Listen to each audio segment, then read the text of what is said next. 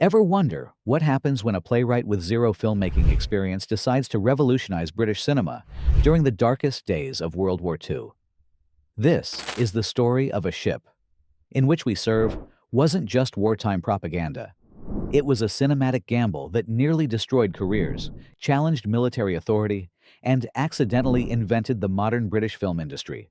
Here are 20 weird facts about In Which We Serve that reveal the incredible story behind Britain's most important wartime film. And stick around for the bonus fact, because what happened to the actual ship that inspired this movie will absolutely shock you. Let's dive in. Noel Coward had never directed a film before. Noel Coward was the toast of London theatre. Playwright, composer, actor, wit. But director? The man had never operated a camera in his life. When he decided to co-direct In Which We Serve, the British film industry erupted with skepticism. Studio heads called it theatrical suicide. His co-director, David Lean, was a film editor who'd also never directed. Together, these two novices were attempting to make Britain's most important wartime picture. Coward didn't understand camera angles, lighting setups, or shooting schedules. On the first day of production, he called action before the cameras were rolling. The crew stood in stunned silence. What audiences didn't know was that Coward spent every night studying film textbooks, watching dailies until dawn, and furiously taking notes. He transformed himself from complete amateur to competent filmmaker in real time. The gamble was insane, but somehow, impossibly, it worked. The film was based on Lord Mountbatten's real destroyer. This wasn't fiction. Lord Louis Mountbatten, a genuine war hero and cousin to King George VI, approached Coward with a proposal. His destroyer, HMS Kelly, had been bombed and sunk during the Battle of Crete in 1941. Mountbatten survived, clinging to wreckage for hours, while German planes strafed the water. He wanted this story told, not as personal glory, but as tribute to his crew. Coward was initially reluctant. Writing about real people, real deaths, felt invasive. But Mountbatten insisted. He opened his personal diaries, shared classified battle reports, and introduced Coward to surviving crew members. The film's Captain Kinross became a fictionalized version of Mountbatten himself. Every major event in the movie happened. The Christmas leave, the rescue operations, the final sinking. What seemed like dramatic invention was documented history. The weight of that responsibility terrified Coward throughout production. Noel Coward couldn't swim. The irony was brutal.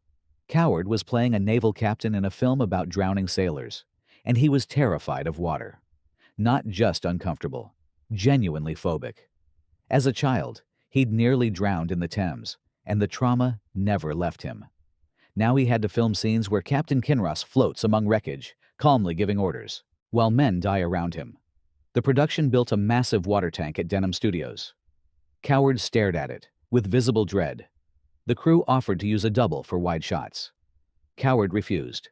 He couldn't ask his actors to do something he wouldn't do himself.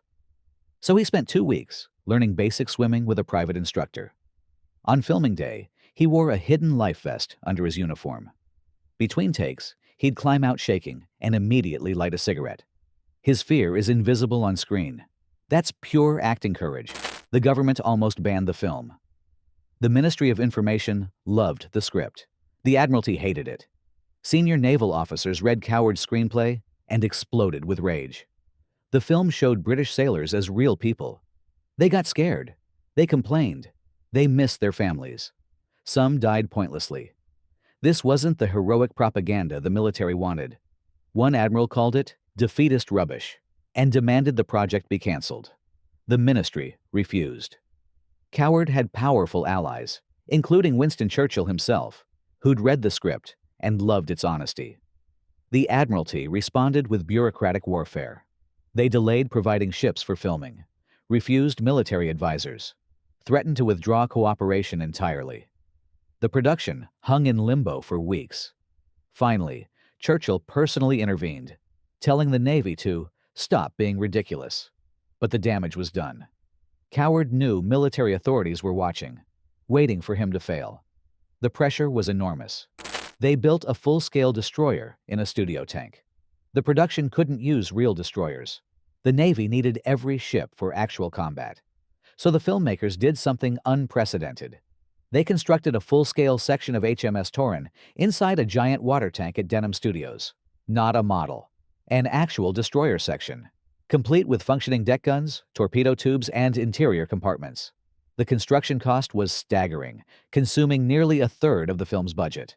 But it allowed filmmakers to create realistic battle sequences without endangering anyone at sea. The tank could generate waves, explosions could be controlled, and cameras could be positioned anywhere. It was revolutionary. No British film had attempted anything this ambitious. When the set was unveiled, visiting military advisors were stunned. One officer saluted it instinctively. The attention to detail was obsessive. Every rivet, every instrument, every piece of equipment matched actual destroyer specifications. That commitment to authenticity elevated the entire production. David Lean's career started here. David Lean was 34 years old and had never directed anything. He was a respected film editor, known for tight, efficient work. Coward hired him as co-director, primarily to handle the technical aspects Coward didn't understand. Nobody predicted what would happen. Lean revealed an extraordinary visual instinct. While Coward focused on performances and dialogue, Lean orchestrated camera movements, lighting, and composition with breathtaking skill. His opening sequence, showing the destroyer cutting through waves, remains one of cinema's most iconic images. The crew quickly realized they were watching genius emerge. Lean would go on to direct Lawrence of Arabia, The Bridge on the River Kwai, and Dr. Zhivago. He became one of cinema's greatest directors. But it started here, on a fake destroyer in a studio tank, learning his craft under impossible pressure. In Which We Serve wasn't just Coward's breakthrough. It was the birth of David Lean's legendary career. The film used real sailors as extras. Coward insisted on authenticity.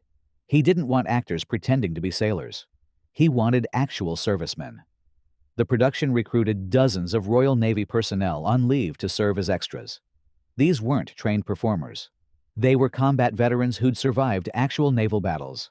Some had served on ships similar to HMS Kelly. Their presence transformed the film. When the camera captures sailors responding to orders, those reactions are genuine. When men scramble during battle stations, those movements are trained muscle memory. The authenticity is visible in every frame. But it created challenges. Real sailors didn't understand filmmaking conventions. They'd look at cameras, break character, respond to directions incorrectly. Lean spent hours teaching military men how to act natural for cinema. The irony wasn't lost on anyone. These men had faced enemy fire, but movie cameras made them nervous. Their contribution gave the film something no amount of acting could achieve: truth. Celia Johnson nearly quit over her role. Celia Johnson, playing Alex Kinross, was a respected stage actress. When she read the script, she nearly walked away. Her character represented something she found uncomfortable: the perfect British wife, stoically enduring while her husband served. Johnson worried the role was regressive propaganda. She wanted complexity, not idealization. Coward understood her concerns but argued something different. Alex wasn't weak. She was the film's emotional center. Her quiet strength held everything together. Johnson remained skeptical, but agreed to try. What emerged was remarkable. Her performance captured genuine wartime experience for millions of British women. The subtle ways she processes fear, maintains dignity, and supports her family resonated deeply. Critics praised her understated brilliance. Johnson later admitted Coward was right. The role wasn't propaganda. It was recognition. Her portrayal became one of British cinema's most beloved performances, proving that restraint could be more powerful than drama. The Christmas scene was filmed in August. The film's most emotional sequence shows the Kinross family celebrating Christmas together before the captain returns to duty. It's intimate, warm, heartbreaking. It was also filmed during a blazing August heatwave. The studio lacked air conditioning. Actors wore heavy winter clothes under hot studio lights, while technicians wilted. Fake snow covered everything, making the heat somehow worse. Between takes, actors would rush outside, strip off costume layers, and stand in whatever shade they could find. Then, back inside for another take.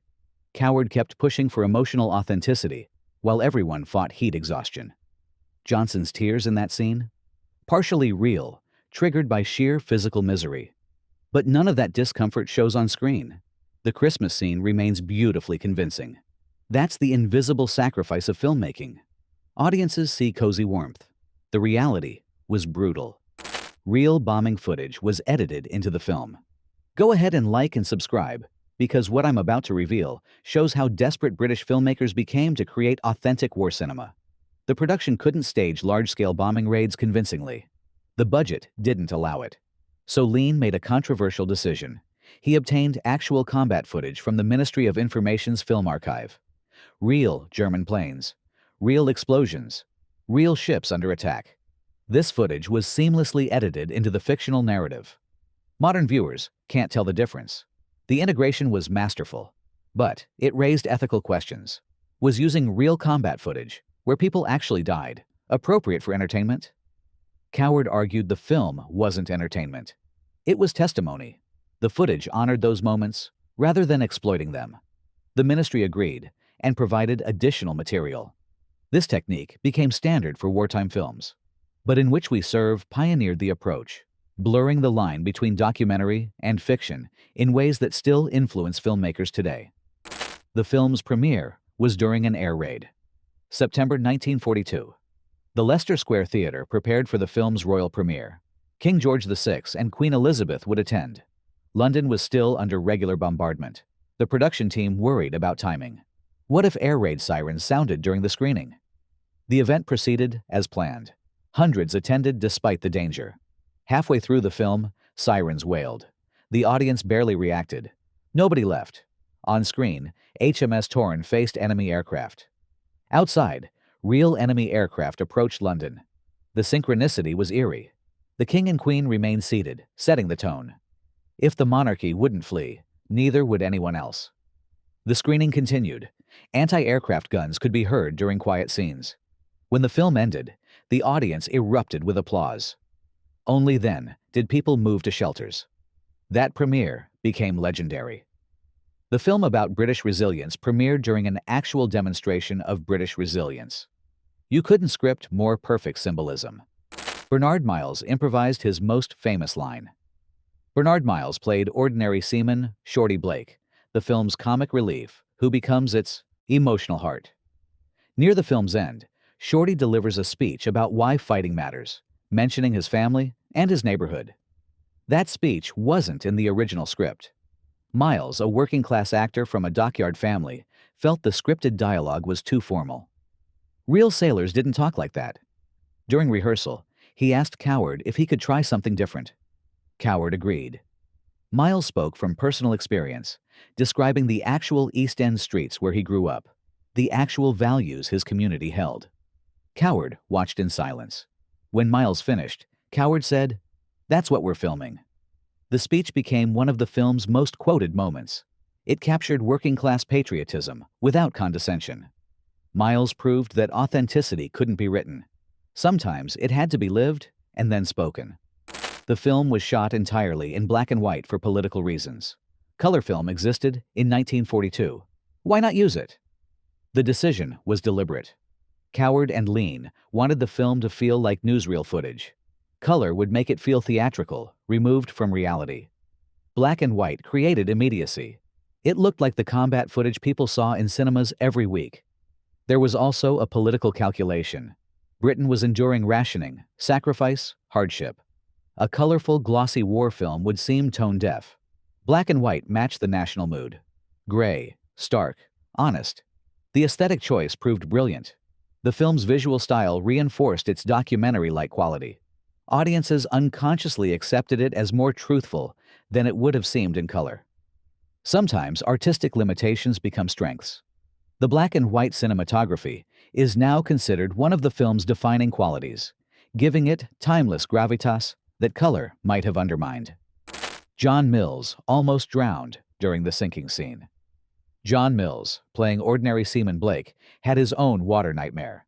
The climactic sinking sequence required actors to float in the studio tank for hours while filming multiple angles. Mills, unlike Coward, could swim. But the tank created unexpected dangers. The water was cold. The fake oil they used to simulate naval fuel was toxic. and the life vests weren't properly adjusted. During one take, Mills's vest slipped. He started sinking, weighed down by his heavy wool uniform. Crew members didn't immediately notice. Mills thrashed, genuinely panicking. Finally, a camera operator saw the problem and dove in fully clothed. Mills was pulled to safety, coughing up oily water. Production halted for the day. The next morning, Mills insisted on continuing. His professionalism became legendary. But that near drowning added genuine fear to his performance. When you watch Blake struggle in the water, that terror is real. Mills nearly died creating those scenes. The film's score was composed by Noël Coward overnight. The production couldn't afford a professional film composer. Coward had written popular songs, but film scoring was different. It required orchestration, timing, thematic development. With the deadline approaching, Coward had no choice. He locked himself in a room with the film's rough cut and a piano. For 36 hours straight, he composed the entire score. No sleep, no breaks beyond coffee. He wrote themes, variations, orchestral arrangements, synchronizing everything to the picture. When he emerged, exhausted and disheveled, he handed pages to the orchestrator and immediately collapsed. The resulting score was remarkably effective. The main theme became one of Britain's most recognizable wartime melodies. Music critics were stunned.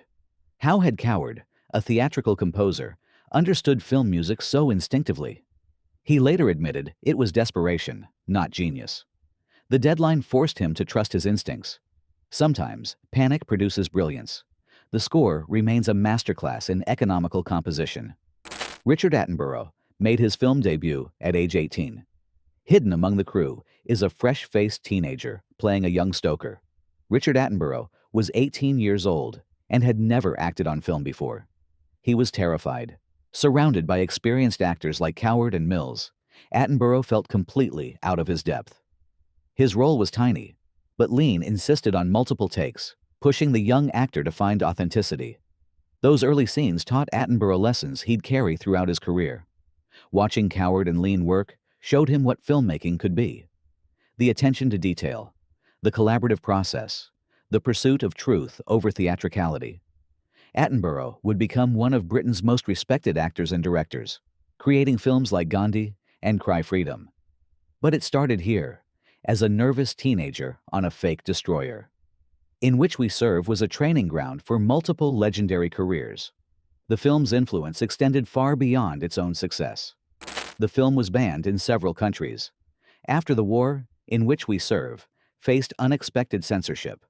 The Soviet Union banned it, calling it bourgeois militarism. Certain Asian territories refused distribution, seeing it as colonial propaganda. Even some British colonies restricted screenings, worried the film's message about sacrifice might be misinterpreted. The irony was profound. A film celebrating Allied unity became controversial in the Allied world. Coward was bewildered. He'd created what he thought was a universal story about courage and community. Instead, different cultures saw different messages. Some saw imperialism. Others saw class propaganda. The controversy revealed how political even the most well-intentioned films become. Coward never fully understood the criticism, but accepted that once art enters the world, its meaning becomes collaborative. Audiences bring their own experiences, and sometimes those experiences create readings the creator never intended. The film's complexity allowed multiple interpretations, not all flattering. The real HMS Kelly crew members watched the film together. The survivors of the actual HMS Kelly sinking gathered for a private screening. Mountbatten arranged it, wanting his former crew to see their story told. Nobody knew how they'd react. These men had lived through trauma. Would cinematic recreation help or hurt? The screening was silent. When the sinking sequence began, several men left the room. Others wept quietly. But when the film ended, the response was overwhelmingly positive. They felt seen. The film honored their experience without sanitizing it. Afterward, crew members approached Coward and Lean, shaking hands, sharing stories. One sailor told Coward, "You got it right. That's exactly how it felt." That validation meant more than any critical praise. The filmmakers hadn't just made entertainment. They'd created testimony that actual participants recognized as truthful. That's the highest achievement documentary-style fiction can reach. Truth that survivors acknowledge. Winston Churchill cried watching the film. Churchill attended a private screening at Chequers, his country residence. The Prime Minister, famous for emotional control in public, reportedly wept during the final scenes. Afterward, he told Coward the film was a masterpiece of morale. Churchill understood propaganda value, but also recognized something deeper. The film captured the national character he'd been trying to articulate in speeches. Resilience without bravado, sacrifice without martyrdom, community without collectivism. He ordered copies distributed to British forces worldwide. The film became required viewing in training camps. Churchill's endorsement transformed In Which We Serve from entertainment into national testimony. His emotional response validated Coward's gamble. The playwright had captured something essential about the British experience during their darkest hour. That the nation's leader recognized and endorsed that vision gave the film enormous cultural weight. The film won multiple awards, but Noel Coward never directed again. In Which We Serve dominated the 1943 award season. Best Picture at the New York Film Critics Circle. Special Academy Award for Coward's outstanding production achievement. Critical praise worldwide. Box office success. Coward had every reason to continue directing. Instead, he never directed another feature film. He'd proven himself, and that was enough. Coward was fundamentally a theatrical person. Film was a medium he'd conquered out of necessity, not love. He returned to writing plays, composing songs, and performing on stage. David Lean continued in cinema, becoming legendary. But Coward's single directorial effort remained his only one. It's a fascinating choice. Many creators who find success pursue it obsessively. Coward walked away. Perhaps he understood that In Which We Serve was lightning in a bottle. A perfect convergence of moment, material, and motivation that couldn't be replicated. Rather than chase diminishing returns, he preserved the accomplishment and moved on. There's wisdom in that. In Which We Serve wasn't supposed to work. A theatrical playwright directing his first film during wartime with a novice co-director, limited resources, and military opposition. It should have been a disaster. Instead, it became one of British cinema's most important achievements, launching careers, defining a genre, and capturing a nation's spirit during its most challenging moment. The gap between what could have gone wrong and what actually emerged is staggering. The next time you watch a British war film, remember, someone had to do it first. Someone had to prove that honest, complex human stories could also be patriotic. That realism and morale weren't contradictory. That showing fear made courage more meaningful. If you learned something new today, smash that like button and subscribe for more behind-the-scenes stories about films that change cinema.